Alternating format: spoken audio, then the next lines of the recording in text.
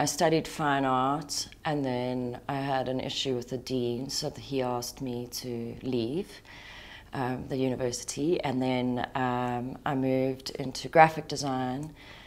And by the end of the year, I'd heard about this thing called art direction, and I quite liked this idea of concepting. So then I did a finishing year at AAA, where I met Rui, and for some reason I was sitting there 12 years later at Hunts, kind of going, well, I guess I am in advertising.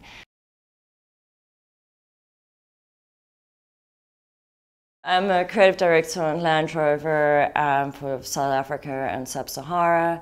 I manage the Danone portfolio and the Colgate portfolio, and what that means is I basically ensure that the work we do is on brand, it's the right tonality, and it ensures results, whether it is market share or sales or talkability.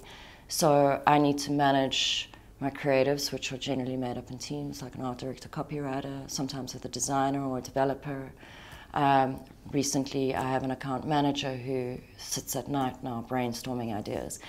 But basically, I manage the idea process, and once I'm happy, then I take it to Graham or Rui is the ECD, the Executive Creative Director, and then to Graham, who's our Chief Creative Officer. So it's a big collabo between all of us, but basically, if someone's head has to roll, it's probably mine.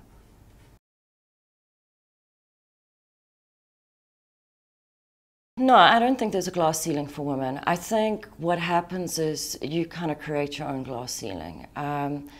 I think, it depends on your ambition and opportunity. If the opportunity doesn't exist, yes, then it can be hard. I approached another agency before I came back from New York, and I was thinking of which agency to go into South Africa.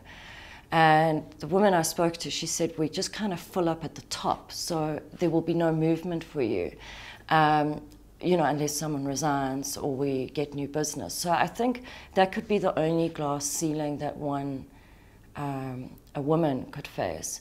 I do certainly think, though, having children, the first 3 years can slow it down. I don't think you can be in a high-level job without a great team of people and then still, go and love your child and do that part of motherhood, which is a very important thing to do as well.